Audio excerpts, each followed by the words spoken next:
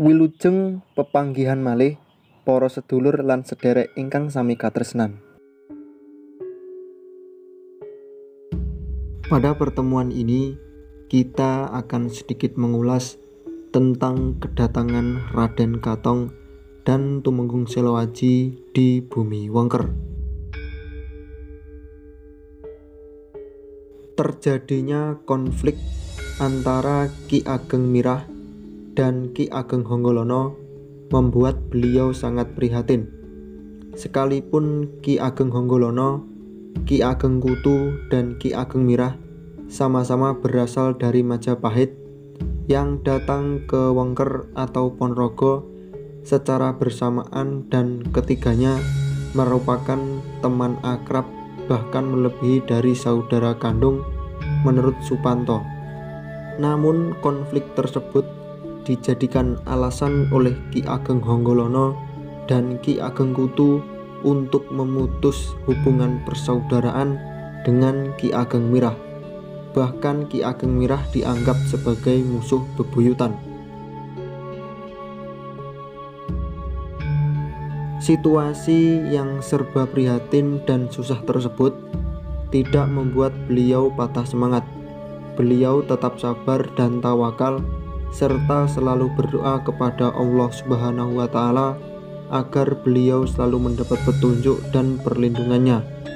Konon dalam keadaan prihatin tersebut, pada malam harinya beliau bermimpi bertemu dengan ayahandanya yang bernama Kiai Ageng Gripik dan berpesan sebagai berikut.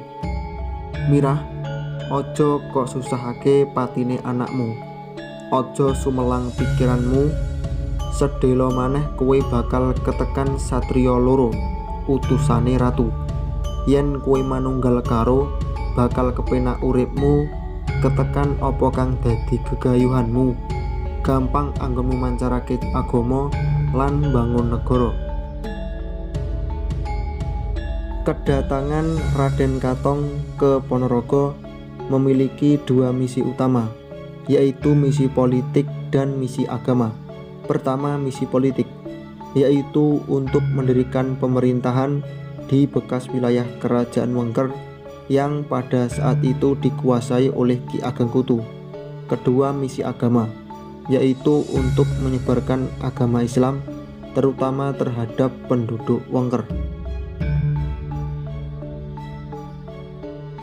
Untuk melaksanakan misinya, terutama misi politik, yaitu mendirikan pemerintahan di bekas wilayah Kerajaan Wengker, tentu saja diperlukan adanya legitimasi sebagai prasyarat agar masyarakat, terutama masyarakat Wengker, mau menerima kepemimpinan Raden Katong sebagai adipati.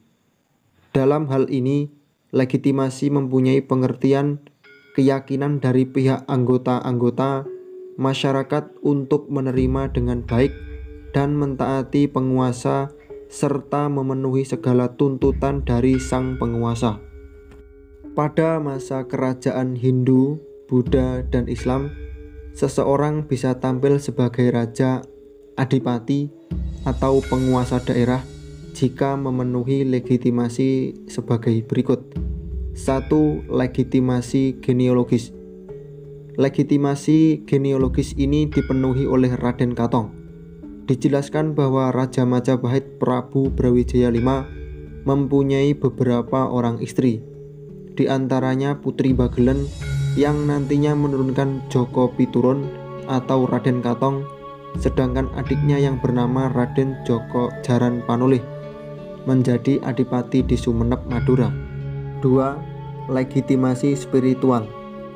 Legitimasi spiritual ini terpenuhi oleh Raden Katong.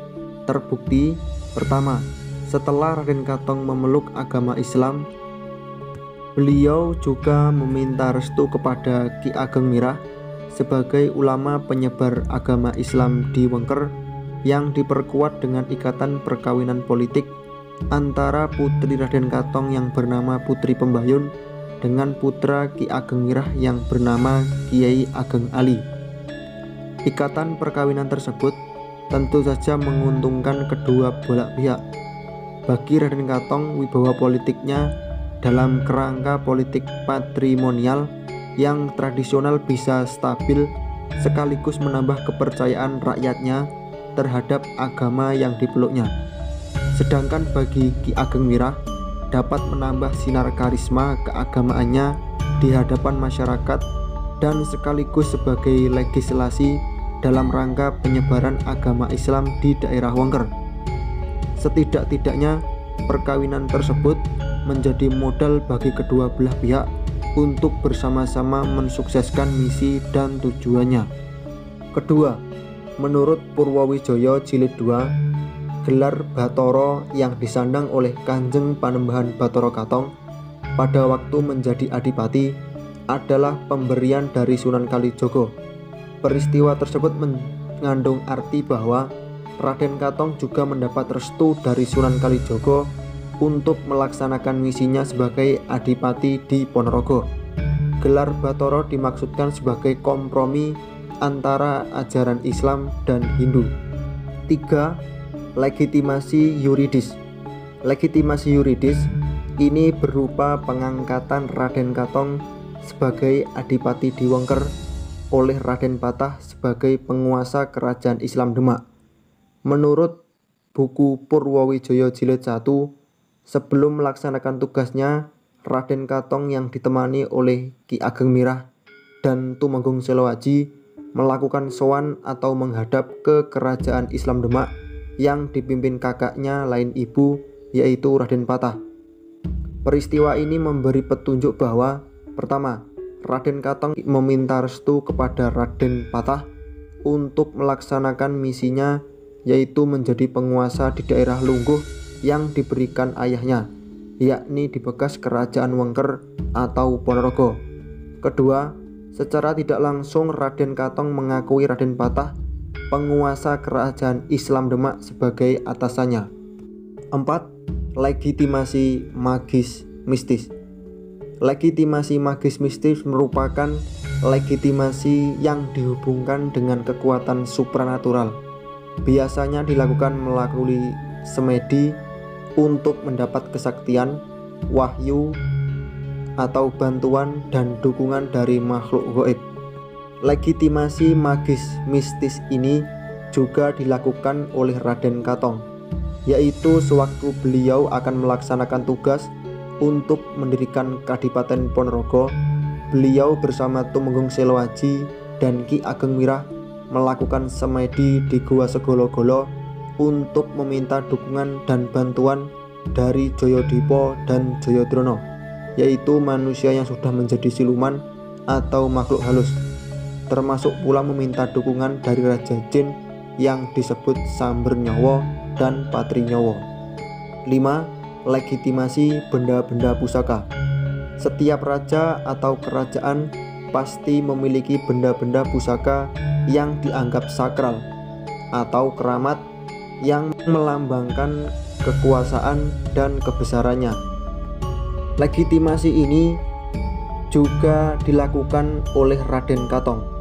Terbukti pada waktu beliau akan melaksanakan tugas untuk mendirikan Kadipaten Ponorogo, beliau menerima pusaka dari Jayadipa dan Jayadrono.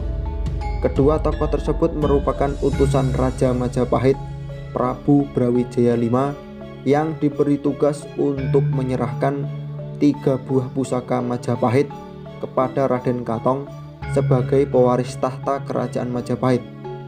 Ketiga pusaka tersebut adalah payung yang bernama Payung Tunggul Wulung diterima oleh Raden Katong, tombak yang bernama Tombak Tunggul Naga diterima oleh Tumenggung Selowaji, dan sabuk yang bernama Sabuk Cindhi Puspita diterima oleh Ki Ageng Mirah.